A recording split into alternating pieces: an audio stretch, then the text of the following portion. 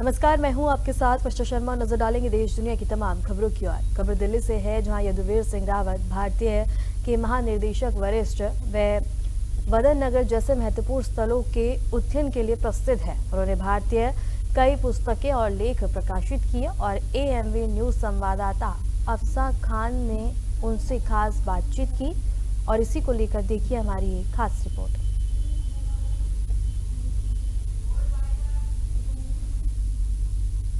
पुरातत्व विभाग में मैं इस वक्त मौजूद हूँ। महानिदेशक पुरातत्व विभाग यदुवीर सिंह रावत मेरे साथ इस वक्त मौजूद हैं। जानना चाहते हैं कि पुरातत्व विभाग होता क्या है, इनके द्वारा समझेंगे।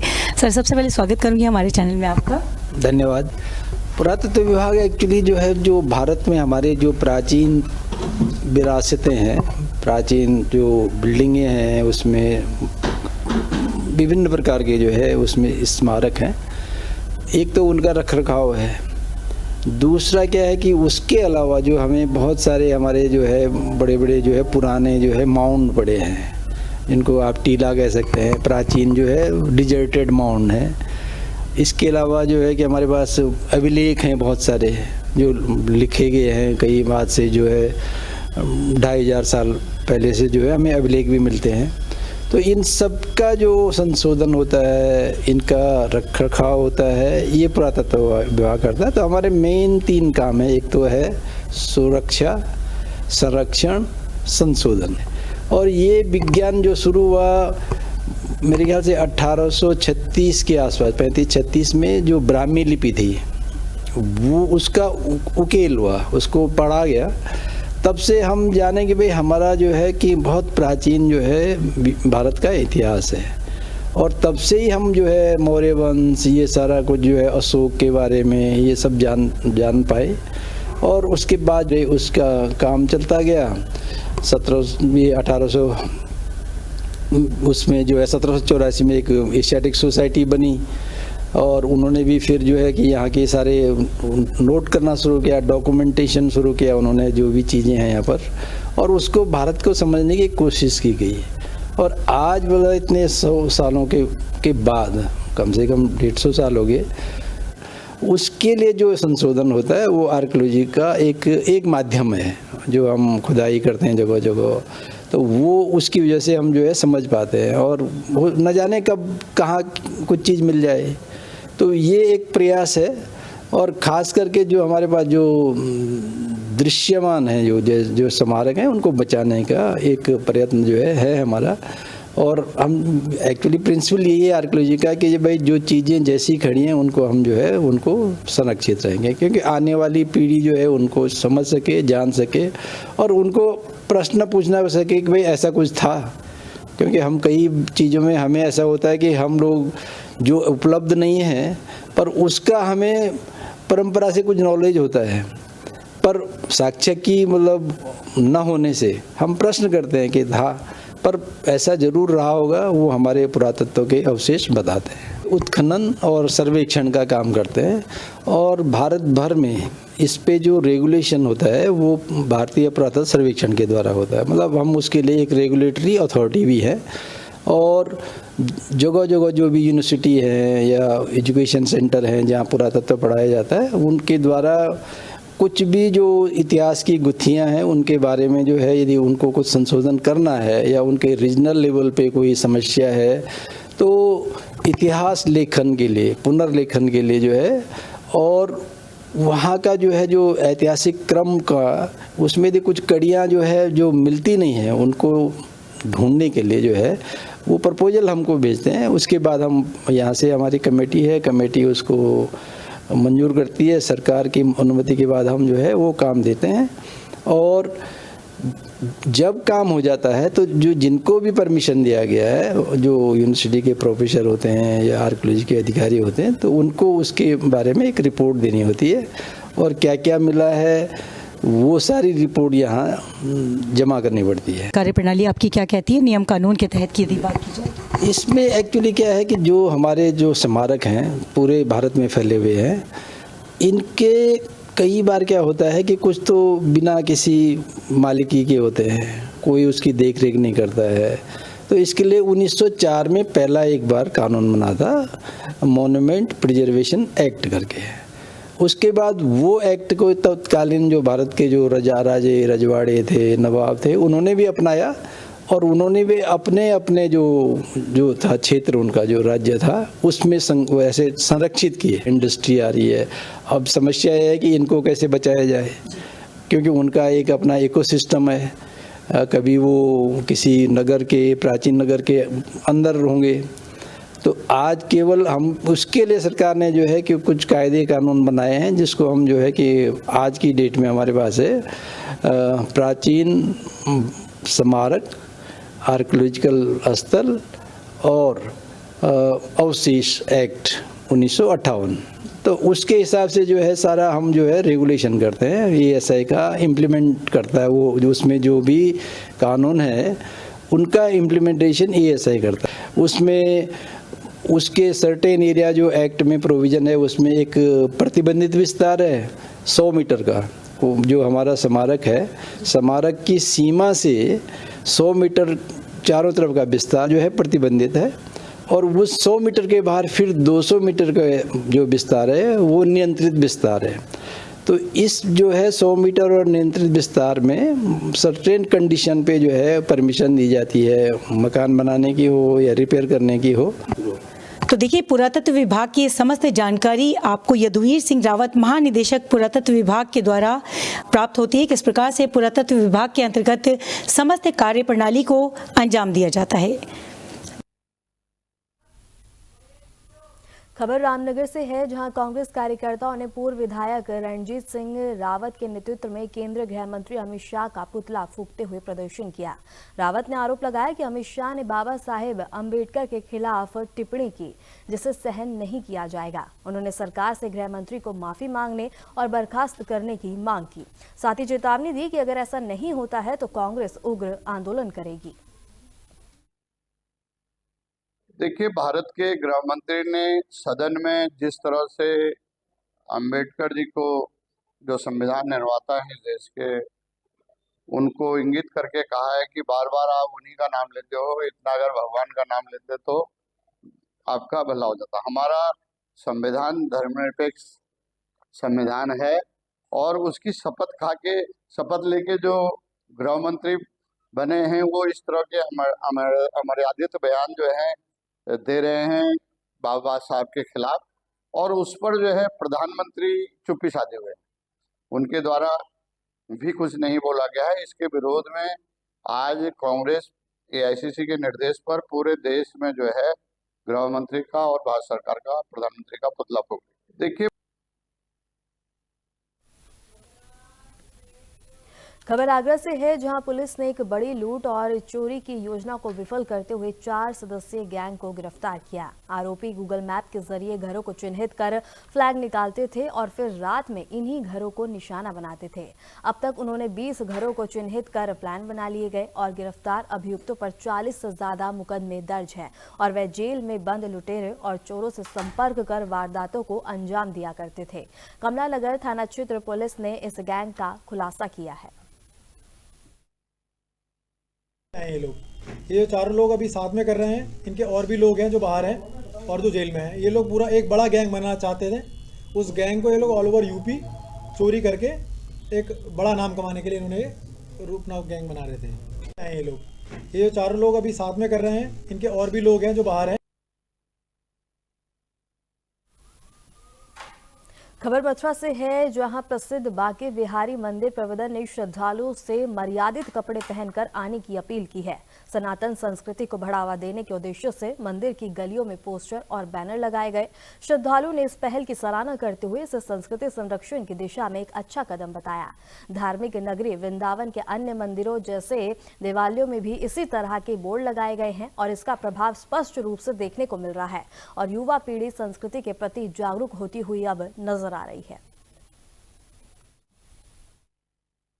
भैया, इसके बारे में तो यही कहेंगे कि भारतीय संस्कृति के हिसाब से स्त्री आए, क्योंकि हमारी भारतीय संस्कृति को अंग्रेज लोग अपना रहे हैं। वृंदावन में आप देखिए, और हम उनकी संस्कृति को अपना रहे हैं। तो जितनी भी मंदिर हैं वृंदावन के और भी, वहाँ पे प्रतिबंधित हो गई हैं। ऐसी लेडीज, लड़की जो भी हैं, कि जो वस्त्र मंदिर में प्रवेश के लिए, जैसे मैंने पहन रखे हैं धोती बगलबंदी, मंदिर में प्रवेश के लिए कम से कम सभ्यतापूर्वक और अच्छे वस्त्र पहन के आए। ये हमारी भैया भारतीय संस्कृति की पहचान है। अगर पुण्य कमाना है और भैया भगवान बांके बिहारी का आशीर्वाद लेना है तो अपने ढंग से आइए, आगे आपकी मर्जी। वृंदावन आई हूँ दर्शन करने बांके बिहारी लाल जी के।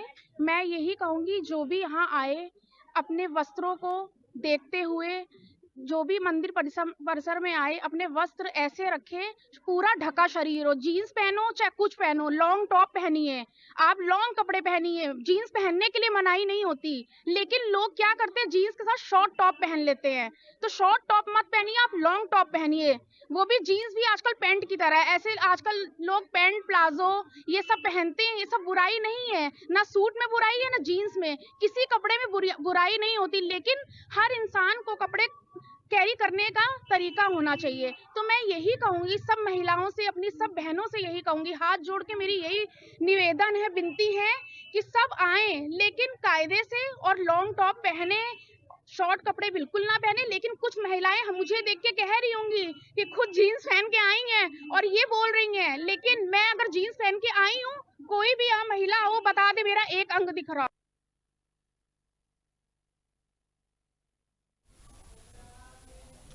खबर देहरादून से है, जहां केंद्र सरकार ने Uttarakhand disaster and resilience project योजना को मंजूरी दी है, जिसके तहत प्रोजेक्ट के राज्य में 45 पुल और 19 फायर स्टेशन और एसडीआरएफ प्रशिक्षण केंद्र बनाए जाएंगे। इसके अलावा रोकने और सड़क सुरक्षा के कार्य भी किए जाएंगे और यह 5 साल का प्रोजेक्ट है, जिसे 2029 तक लागू भी किया जाएगा। एक तो बताना चाहूँगा कि माननीय मुख्यमंत्री जी के अथक प्रयास से यह धनराशि स्वीकृत हुई है 1480 करोड़ रुपया, जो 80-20 के रेशियो में है। इसमें 80% हमें भारत सरकार से मिलेगा और 20% हमें राज्य से देना होगा। उसमें हमें कुल 45 ब्रिज बनने हैं पीडब्ल्यूडी के माध्यम से, और करीब 10 स्थानों पर जहाँ लैंडस्लाइड वगैरह हुआ है वो हम मिटिगेशन के वर्क करेंगे, स्लोप स्टेबलाइजेशन के वर्क करेंगे।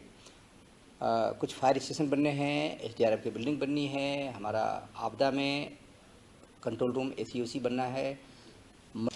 एक तो बताना चाहूँगा कि माननीय मुख्यमंत्री जी के अथक प्रयास से यह धनराशि स्वीकृत हुई है 1480 करोड़ रुपया, जो 80-20 के रेशियो में है। इसमें 80% हमें। खबर इटावा से है, जहां सयानागढ़ हाईवे पर एक तेज रफ्तार ट्रक ने बाइक सवार युवक युवती को कुचल दिया, जिससे दोनों की मौके पर ही मौत हो गई और हादसे के बाद ट्रक चालक मौके से फरार हो गया और पुलिस मामले की जांच पड़ताल में फिलहाल जुटी हुई है।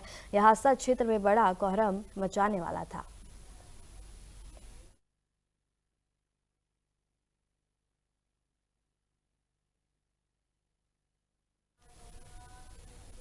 खबर गोरखपुर से है, जहां कांग्रेस के युवा नेता प्रभात पांडे की मौत के बाद उनके घर पर मातम पसर गया है। पुलिस ने चाचा मनीष पांडे की तहरीर पर अज्ञात के खिलाफ मुकदमा दर्ज किया और पोस्टमार्टम के बाद शव परिजनों को सौंपा गया। कांग्रेस नेता और प्रदेश अध्यक्ष अजय राय ने पुलिस पर बल प्रयोग का आरोप लगाया और निष्पक्ष जांच की मांग की है। मृतक के चाचा मनीष पांडे ने कहा कि कांग्रेस कार्यालय में 2 घंटे तक बेहोश रहे प्रभात को अस्पताल में मृत घोषित कर दिया गया। पुलिस ने किसी प्रकार के बल का प्रयोग से इनकार किया और अफवाहें फैलाने वालों के खिलाफ कार्रवाई की चेतावनी दी गई है। वहीं कांग्रेस नेताओं ने इसे भाजपा सरकार में पुलिस की बर्बरता करार दिया है। हमारा कार्यकर्ता चला गया, मुझे चिनाट से मुझे ये सरकार चिनाट से जब मैं चला हूँ लखनऊ से सुबह, मैं 4 बजे भोर में चला हूँ, तब से ये लोग हमको रोक रहे हैं, रास्ते भर रोक रहे हैं, पूरा पुलिस प्रशासन लगा के रोका गया। पूछ सकते हैं मैं वाया सहजनवा के अंदर गांव से आया हूँ, ये बता सकते हैं हमारे साथ थे प्रशांत जी। जिस तरह से घाट पर राजनीति हो रही है, क्या लग रहा है? अरे राजनीति, हम तो श्रद्धांजलि अर्पित करने आए हैं। हमारा कार्यकर्ता था, हमारा प्रदेश का सचिव था कांग्रेस पार्टी का। ये कौन होते रोकने वाले? रोकने का अधिकार उसके परिवार को है, परिवार लोगों ने नहीं रोका है। ये भाजपा के लोग गंदी राजनीति कर रहे हैं। निश्चित तौर से पुलिस की मार से ये साबित करता है, ये रोक रहे हैं, ये साबित करता है पूरी तरीके से इसमें सरकार जिम्मेदार है, प्रशासन के द्वारा उसकी हत्या कराई गई है। और मैं इसके लिए पूरी तरीके से पूरी जांच करें, पूरी तरीके से किस चीज की जांच करें, सबको सब चीज सामने ले आवे। और मैं निश्चित तौर से मैं कहूंगा, जिस तरीके के वहां बैरिकेड लगाए गए थे, कांटे वाले बैरिकेड लगाए गए थे, कटीले बैरिकेड आपने देखा कभी आज तक? किसी भी जनपद में, किसी शहर, किसी स्टेशन में देखा आपने? सर काफी दुखद घटना हुई है और क्या आप कहना चाहते हैं? कुछ नहीं कहना चाहते, सब मिट गया, सब खत्म हो गया। इकलौते लड़के थे। किसको दोषी मानते हैं? किसी को नहीं मानते, अपने कर्म को दोषी मानते हैं। कैसे मौत हुई कुछ आपको? नहीं, हमको कोई नहीं, कुछ नहीं। ठीक। इनके भतीजा था मेरा और वहीं लखनऊ में रह के तैयारी कर रहा था, बैंकिंग की तैयारी कर रहा था। कुछ बैंक्स में कुछ दिनों तक नौकरी भी की, फिर वहाँ पसंद नहीं आया, फिर कहीं और काम करने की इच्छा में कुछ टाइपिंग वगैरह सीख रहा था। कल कांग्रेस का प्रदर्शन हो रहा था तो मेरे पास करीब 4-4:30 बजे कांग्रेस कार्यालय से फ़ोन आता है कि आपका भतीजा यहाँ 2 घंटे से पड़ा हुआ है और हिल-डुल नहीं रहा है। उसके बाद मैंने कहा कि भाई एम्बुलेंस वगैरह बुला के उसको तुरंत हॉस्पिटल भेजो आप लोग। तो उन लोगों का कहना था, उधर से जवाब दिया गया कि बड़ा जाम है, एम्बुलेंस आ नहीं पा रही है। फिर मैंने अपना एक लड़का भेजा, तुरंत जो है बगल में मेरा ऑफिस भी है, मैंने भेजा, वो गया तो उसने ज़बरदस्ती थोड़ा सा हंगामा किया, तो फिर लोग कांग्रेस की गाड़ी से लेके उसको पहुँचे, हॉस्पिटल पहुँचे तो पता चला कि वो हॉस्पिटल पहुँचने से पहले ही दम तोड़ चुका था। तो अब ये समझ में नहीं आया कि उसके साथ क्या हुआ, लेकिन मुझे जानना है क्या हुआ।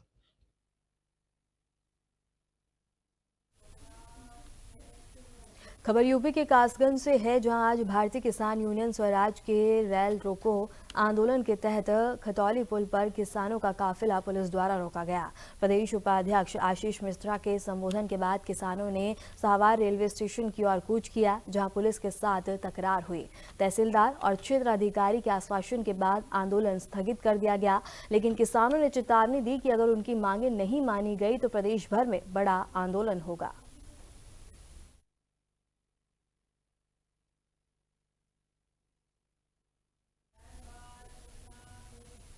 खबर जम्मू कश्मीर से है, जहां कुलगाम जिले के कादर इलाके में भारतीय सेना ने आतंकवादियों के खिलाफ बड़ी कार्रवाई की।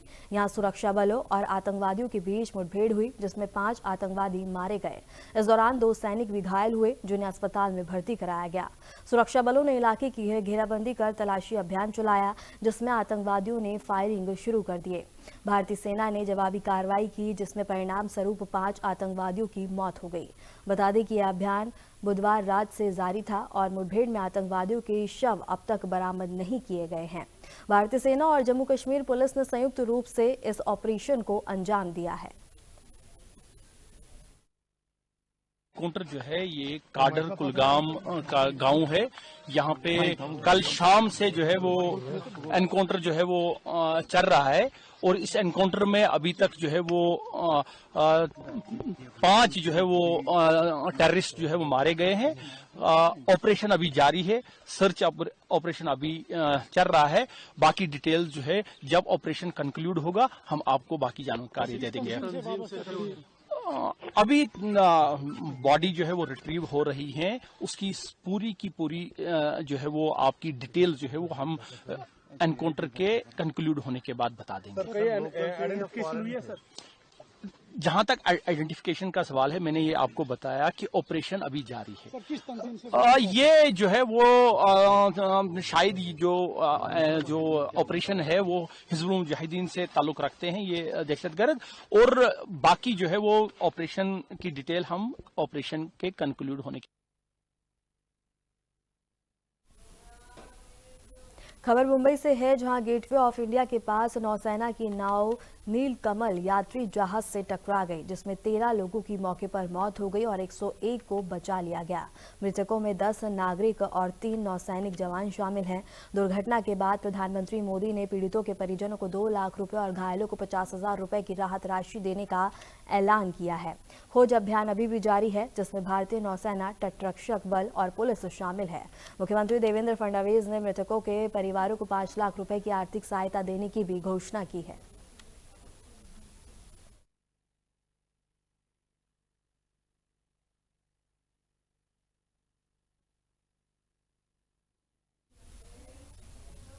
खबर यूपी के बिजनौर से है, जहां हल्दौर क्षेत्र में उधारी के पैसे के लेन देन को लेकर एक युवक ने गोली चला दी। गोली महिला को लगने से उसकी मौत हो गई, जबकि आरोपी युवक अंकित कुमार वारदात को अंजाम देकर मौके से फरार हो गया। घटना से इलाके में सनसनी फैल गई और परिजनों का रो रो कर बुरा हाल है। पुलिस ने महिला के शव को पोस्टमार्टम के लिए भेजा और आरोपी की गिरफ्तारी के लिए टीम गठित कर जांच शुरू कर दी गई है।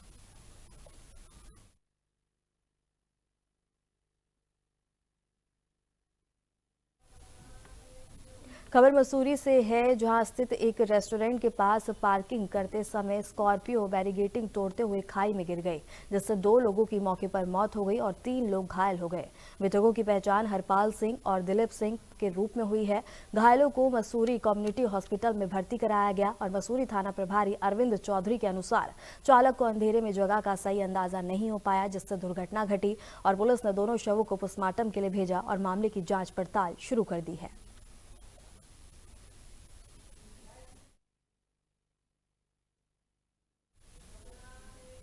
खबर आगरा से है, जहां ताइवान के एक पर्यटक की हालत बिगड़ने के बाद उसे इलाज के लिए एसएन मेडिकल कॉलेज लाया गया, जहां उसे मृत घोषित कर दिया गया। पर्यटक आगरा के होटल क्लासीराज में ठहरा हुआ था। पुलिस ने मामले की जांच अब शुरू कर दी है।